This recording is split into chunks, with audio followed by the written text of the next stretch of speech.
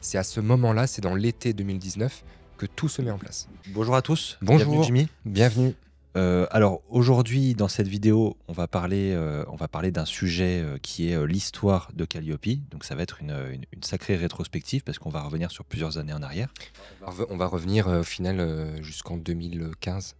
2014-2015, ok. l'une des premières réformes avant Calliope. Donc, donc Jimmy, bah voilà, en fait l'idée c'est qu'aujourd'hui dans cette vidéo tu puisses un peu nous conter l'histoire de Calliope, pourquoi on en est arrivé là, quelles ont été les origines, les causes qui ont mené à l'apparition de cette certification, et au final nous expliquer jusqu'à cette année 2025 tout ce qui s'est produit. Alors, c'est un vaste sujet puisque la certification Calliope donc, est arrivée et est très connue depuis l'année 2022 maintenant, enfin même 2019, parce que la marque Calliope a été déposée par l'État français, il faut le savoir un petit peu pour le contexte, mais en octobre 2019.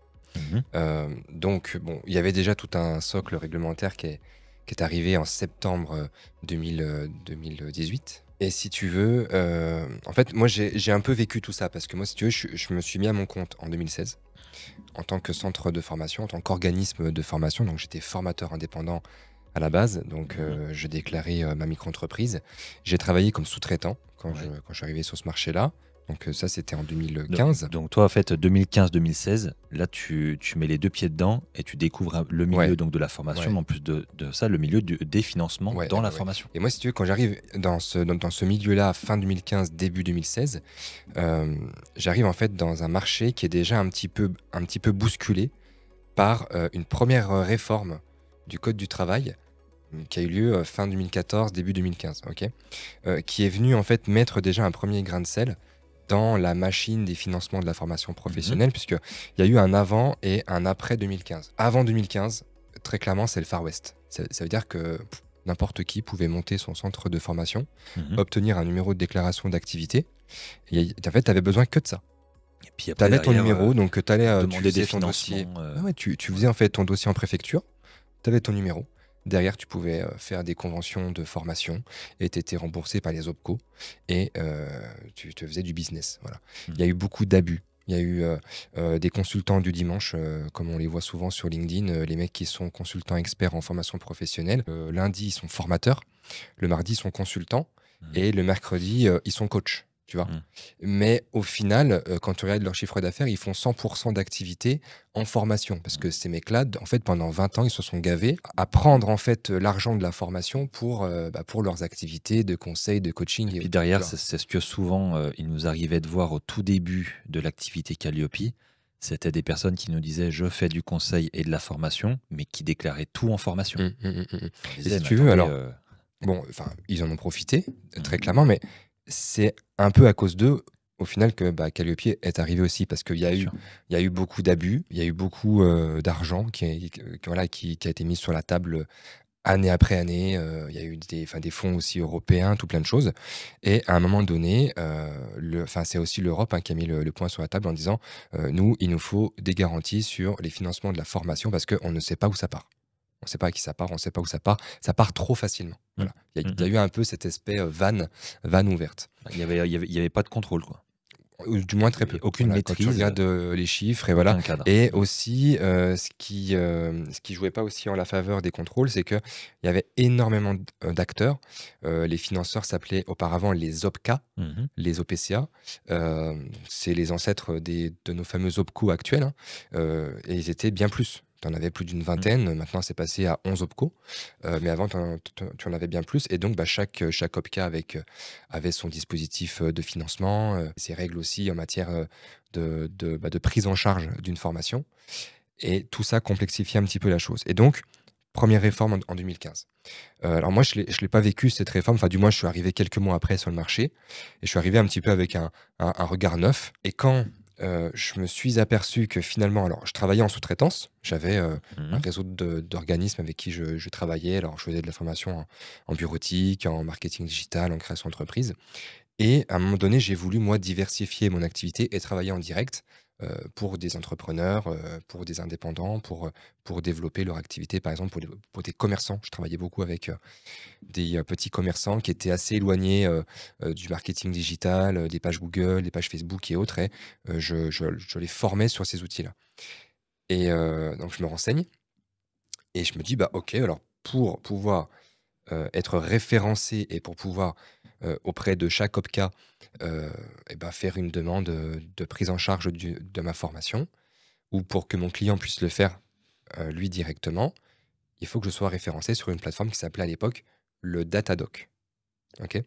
Alors c'était pas mal, hein, moi je me souviens, c'était assez, structurant, c'était rassurant. Moi je me souviens de ça. C'était une plateforme, donc tu allais sur le site. Alors le site existe encore, hein, tu tapes, data-doc.fr. C'est encore existant parce que c'est une appli qui est gérée par les financeurs, et tu arrivais sur une plateforme, tu avais 21 indicateurs qualité. C'est l'ancêtre Calliope. Typiquement, c'est vraiment l'ancêtre Calliope. C'est voilà, ça te structurait. Il fallait que ton offre de formation, tu puisses démontrer certains indicateurs, certains critères, l'analyse du besoin, le positionnement, enfin des choses qu'on a maintenant sur Calliope, mais qui étaient déjà là depuis 2015, tu vois? Et moi, ça m'a permis de me structurer, et puis de me lancer en direct. Voilà. Et si tu veux, il y a eu, je me souviens de cette année 2017 où, on commence à voir des prémices alors sur Google ou sur les réseaux, d'accompagnement Datadoc et d'accompagnement pour devenir centre de formation, et on a les premiers consultants, qui arrivent sur, le Datadoc, et ces premiers consultants, ils te vendent des kits documentaires. Ils te vendent des kits, pour, bah, justement pour être bien référencé sur la plateforme. Et donc là, c'est un peu l'effet inverse, qui se passe par rapport à ce que l'État souhaitait faire, parce que l'État, au final, je pense, hein, souhaitait, réguler le marché de la formation, réduire le nombre d'organismes, et au final, le nombre, je crois que ça a fait plus 20 000, Mmh. plus, 20 Mmh. 30 000, en Ouais. l'espace de 2 3 ans. On s'est retrouvé, je crois, au maximum à 70 000 organismes qui étaient référencés. Mmh. Alors qu'avant, on était à peut-être 50 ou 60, tu vois?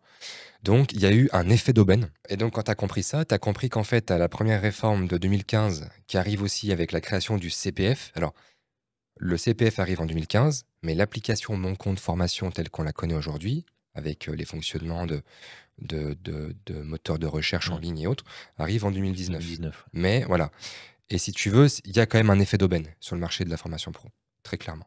Il y a des financements, il y a aussi un enjeu politique, hein, avec la réforme Macron sur l'apprentissage, sur les aides à l'apprentissage aussi, et donc un développement de l'offre de formation en France, tu vois. Donc 2016, 2017, 2018.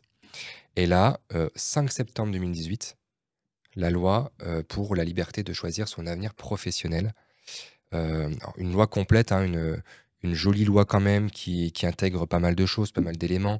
En fait, une loi avec un esprit assez intéressant. C'est d'ailleurs une des premières lois, quinquennat du 1er quinquennat Macron, qui a encore un impact aujourd'hui, et qui a été un petit peu dénuée, de son intérêt avec, tout plein de choses. On en reparlera parce que, dans son esprit initial, typiquement, tu vois, dans cette loi, on te dit que, bah, les gens doivent avoir la liberté de choisir leur avenir professionnel. Donc, on te parle de la VAE, on te parle du CPF avec un accès direct aux formations gratuitement, entre guillemets, donc Mmh. avec ton solde de points. Donc, c'était des points avant, ça se transforme en euros. Ouais.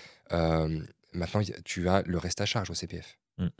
Tu vois, donc on n'est plus dans cet esprit initial, sauf que ben, depuis 2018, on s'est tapé un peu des crises aussi, il y a un peu moins d'argent, et donc Mmh. voilà. Et, Forcément, ouais. et si tu veux, alors moi je me souviens parce qu'on était tous un petit peu inquiets quand on est arrivé, enfin moi j'étais formateur à l'époque, on était dans un réseau d'organismes de formation, je parlais avec beaucoup d'autres collègues qui étaient aussi formateurs indépendants. On voit arriver ça, on imprime la loi. Et puis on se paluche, toutes les pages, comme on dit, et on en vient à cette partie qualité, et là, on a les prémices de ce qui allait arriver dans les prochains mois avec Calliope. On nous dit: «La mise en place d'une certification unique qui est basée sur un référentiel national qualité, et qui sera obligatoire pour accéder au financement de la formation». Mmh. Et on dit: «Ouh!» Ça veut dire que, Datadog vit ses derniers moments, et qu'à un moment donné, on va aller vers Il y aura un relais. Voilà, vers Voilà. une nouvelle certification, vers quelque chose qui va prendre la main. On parle déjà d'audit, voilà, on parle d'organismes certificateurs dans la loi, mais on n'a encore pas tous les décrets d'application. On ne sait pas comment ça marche encore. Mm. Donc de septembre 2018 à juin 2019, au final, officiellement, il se passe rien. C'est-à-dire qu'on n'a pas encore tous les décrets d'application. Ouais, Et bien les sûr. décrets sortent tous le 6 juin 2019. Et là, ça fait un petit peu écho à notre expérience, je sais pas si tu te souviens, mais nous, moi, je te sollicite, fin 2018, je te dis: «Bon Tanguy, voilà, moi, je connais bien le monde de la formation. Toi, tu étais dans la qualité à l'époque, tu étais ingénieur QHSE dans l'automobile et je te dis: «Écoute, c'est maintenant, là, il faut y aller, il y a un marché à prendre, dans la certification de qualité des centres de formation, heu et hem et on monte Certifopac fin mai Mm. 2019». Mm. Oui, fin mai 2019. J'ai plus la date exacte, mais Le 25 ou ouais, le le 25 ou 27. 26, voilà, Ouais. donc on a notre cabis le 25 mai 2019 et bah, on se met tout de suite au boulot le 6 juin parce que tous les textes fondateurs sortent. Alors, les textes fondateurs, je ne vais pas revenir dessus, hein, mais un texte qui présente le référentiel national qualité avec tous les indicateurs, un texte qui présente toutes les modalités d'audit, Mm. donc le fonctionnement, alors c'est là qu'on découvre, hein, tout le process, audit initial, la surveillance, les durées d'audit, les modalités, les catégories d'actions à certifier, enfin voilà, tout se met en place. Tout se met en place, et puis aussi surtout, les conditions pour obtenir Calliope et les conditions aussi pour devenir certificateur. Mm. C'est à ce moment-là, c'est dans l'été 2019 que tout se met en place. Donc là, c'est une grosse révolution dans le marché de la formation puisque, ça y est, les organismes de formation commencent à comprendre que il va falloir Il passer à va la avoir casserole. une vraie structure et qu'on ne pourra pas y échapper. Exactement, on ne pourra pas y échapper. Et si tu veux, en 2019 aussi, ce qui se passe, donc 2 choses importantes. Tu as la marque Calliope qui est déposée, par l'État français à l'INPI le 2 octobre. En juin, en fait, on n'avait pas encore cette notion de marque Calliope. Mm. Et On puis parlait de d'ailleurs, on parlait pas de certification Calliope, unique. voilà, il n'y avait Non, pas le nom Calliope. on parlait de RNQ pour le référentiel national qualité, certification RNQ des fois, voilà, mais c'est tout, voilà. Et la marque Calliope arrive en octobre, 2019. Donc nous, ça nous laisse quand même l'été pour se préparer et pour déposer notre dossier d'accréditation, parce que ça nous permet aussi de bien comprendre les éléments, qui sont demandés aussi par les autorités pour être accrédité. Je me souviens parce qu'en fait, quand on a commencé à se dire: «Ah oui, OK, donc Calliope», donc ça y est, ce terme-là, Calliope, ça vient du grec, hein, non? C'est ça? Oui, Calliope? oui, oui. Ouais. Calliope? Ouais, ouais, oui, c'est avec le cas. C'est pas une muse? Ouais. C'est une muse, hein, je crois. Muse de Poséidon, C'est la muse de l'éloquence. l'éloquence. Ouais et Calliope, alors, j'avais trouvé un petit truc comme ça là-dessus. C'est que Calliope, en fait, quand tu regardes, ça signifie belle voix en grec. On va donner de la voix aux organismes de formation. Ouais, c'est ça, bon et si tu alors il y en a d'autres aussi qui l'ont un petit peu interprété ça et qui disaient qu'en fait Calliope, donc ça se décompose en quali, donc pour la qualité et en opi et donc opi, c'est une allusion au latin ops qui signifie aussi la capacité ou Mm. l'habilité. Mais Voilà. je pense surtout qu'il y avait pas trop de références au terme grec, et c'est que certaines personnes ont voulu trouver une Après tu signification ouais, étymologique au terme ça Calliope. peut après tu as une chanteuse grecque qui s'appelle Calliope aussi. Donc ça peut être le Ça cas. me rappelle un peu des articles de 2019 quand les gens savaient pas trop quoi faire comme contenu, et du coup ils faisaient ce genre de contenu sur Et Calliope. je me souviens quand tu regardais sur les Google Trends, tu avais quand tu mettais en concurrence Calliope avec un K et Calliope avec QU, les gens tapaient sur Google Calliope avec un K. Ouais. Et d'ailleurs, c'était assez curieux parce que voilà, en fait, nous, en fait, on a vu arriver ça. Voilà un petit peu pour la naissance de la certification Calliope qui se structure fin 2019. Et là, par contre, coup d'arrêt en 2020 parce que alors donc nous, on suit notre En petit fait, il y bonhomme a, de il y a un chemin. élan. Il y a un élan qui démarre 2019, 2020. Et là, d'un coup, Bah, il y a 2020. il y a un en fait, tu as un premier élan avec des premiers organismes certifiés. Tu as une obligation qui est marquée, dans les textes qui sont en fait, qui est très claire, hein, qui dit qu'il faut être certifié avant le 31 décembre 2021. Et là donc Covid, Et là, ça catastrophe, fout tout en l'air. voilà, confinement, machin, bon, Tout le monde se et là regarde dans le blanc des yeux. Qu'est-ce voilà, qu'on c'est ça. fait? Donc plusieurs dispositifs sont mis en place. Ouais. Du coup, alors c'est donc la certification qui devait être valable 3 ans. Alors pour ceux qui avaient commencé à la passer, bah, du coup, ils gagnent 1 an. Donc, Mmh. c'est plus 3 ans, mais c'est 4 ans pour le premier cycle. Donc, bon, Mmh. c'était un petit peu compliqué à gérer, mais voilà. Ceux qui souhaitaient faire leur audit initial lors des périodes Covid avec les confinements et autres pouvaient faire leur audit, mais en visioconférence. Voilà, sous réserve de faire leur surveillance sur site. Mais en tout cas, c'était possible. Et finalement, voilà, ça a quand même bien freiné. Peu de certifiés au démarrage. L'effet d'aubaine aussi, le temps de former, d'aller aussi qualifier certains auditeurs, ça a Il y été a eu, compliqué. on a commencé aussi, un peu déstabilisé parce que l'audit initial qui doit se faire, sur site, bah, finit par se faire à distance parce qu'il faut faire des audits initiaux, mais on peut plus se voir.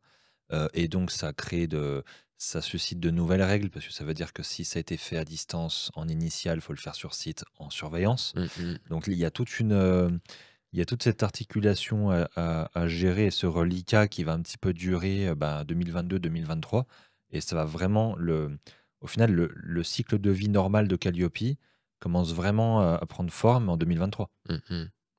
Bah, après en fait, tu as la montée en puissance parce qu'après tu le vois dans les chiffres, donc on passe de 5 10 000 20 000 certifiés Calliope, 30 000 jusqu'à arriver là, début 2025 à peu près Oui, puis là, on est sur, 43 000 44 000 organismes certifiés Calliope. là Voilà pour l'histoire de la certification Calliope. Alors après, je vais pas rentrer dans tout le détail, hein, mais tu as eu après, un jalonnement de textes, qui sont arrivés en plus. Tu as certains arrêtés qui sont venus aussi en cours de route pour préciser des choses. oui, après, je pense que si on devait parler peut-être, d'un arrêté qui a quand même, bousculé pas mal de choses, parce que forcément dans Calliope, le guide de lecture, a évolué, mais c'est surtout un texte, qui est sorti, ben, 2023, qui va venir quand même rebouger, certaines choses qui s'appliquent et qui va venir modifier donc le fameux arrêté du 6 juin relatif aux modalités d'audit, parce qu'on va rajouter des éléments supplémentaires, par exemple relatifs au transfert. On va, compléter ce qu'on va demander lors des audits initiaux, en, obligeant, la fourniture d'un organigramme alors qu'avant il fallait, 3 personnes. Donc ça au final, c'est peut-être cette évolution majeure depuis les derniers temps, qui est survenue. Avec, justement, tu parlais, de toutes les versions du, guide de lecture, de la version 1 à la version 9. On pourra en faire un livre, en fait, toutes les nouveautés qui ont eu lieu, les nouveautés aussi liées à la sous-traitance aussi qui sont venues se rajouter sur 2024. Donc bon, c'est un dispositif qui est encore jeune, Calliope, hein. Voilà, 5 6 ans d'existence, depuis Mmh. 2019 maintenant. Et le bilan des certificateurs qui s'est mis en place également. Ouais. Il a fallu attendre, c'est pas un reproche, hein, pas du tout, mais c'est vrai qu'il a fallu attendre un certain temps, quand même plusieurs années, avant que ce bilan se mette en place et que, la DGEFP soit en mesure aussi de collecter, de la donnée de façon structurée de la part de tous les certificateurs pour en ressortir au final Mmh. un résultat annuel. Maintenant, c'est vrai que ce qui manque, une communication, plutôt transparente, peut-être par certificateur ou d'une moyennisée, anonymisée, j'en sais rien, mais en fait, qu'on ait peut-être plus d'infos derrière sur vraiment comment le marché y tourne. Oui, après ça, moi, j'ai pas d'avis, en fait, sur le sujet. Moi, tu connais, là-dessus, moi, j'ai juste un positionnement qui consiste à dire que, on devrait avoir un annuaire des centres qui sont certifiés Mmh. Calliope avec le nom du certificateur, comme tu as sur le bio, comme tu as sur le label RGE pour le bâtiment, pour les travaux d'isolation.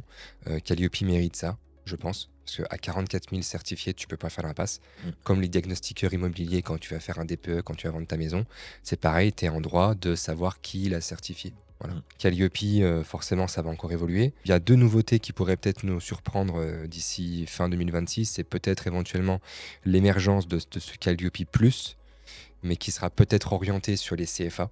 À Mmh. voir aussi parce qu'il Mmh. y a des gros enjeux de contrôle qualité des, CFA parce qu'ils se rendent compte que voilà, entre le CFA, l'acteur institutionnel qui est là depuis 20 ans et puis, le nouveau CFA qui a vu de la lumière en 2025, pour pouvoir bénéficier, des fonds formation, les enjeux qualité sont pas forcément les mêmes et sont pas forcément tout le temps compris à la hauteur des enjeux du code du travail et de ce qui est écrit en termes d'obligations, de droits et devoirs, des CFA envers leurs apprenants, leurs apprentis, tout ça. Mmh. Bien sûr. Donc ça, c'est un enjeu. Moi, je veux vraiment promouvoir la stabilité, sur ce marché parce que, plus ça bouge, plus c'est compliqué.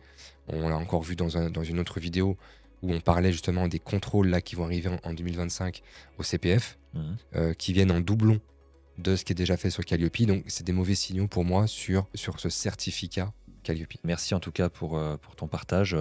et puis surtout pour tes points de vue. Et n'hésitez pas à aller consulter toutes les autres pages du site de la certification Calliope, puisque on va vraiment vous expliquer si vous êtes concerné, en quoi ça consiste, le coût de la certification, les modalités, les étapes, tous les éléments pour que vous ayez un maximum d'informations pour intégrer le processus d'audit et qu'on puisse travailler avec vous. Aussi, pour ceux qui veulent franchir le pas, vous pouvez faire un devis, vous pouvez aller consulter toutes les infos sur le site. Merci. Allez, super. Merci Jimmy.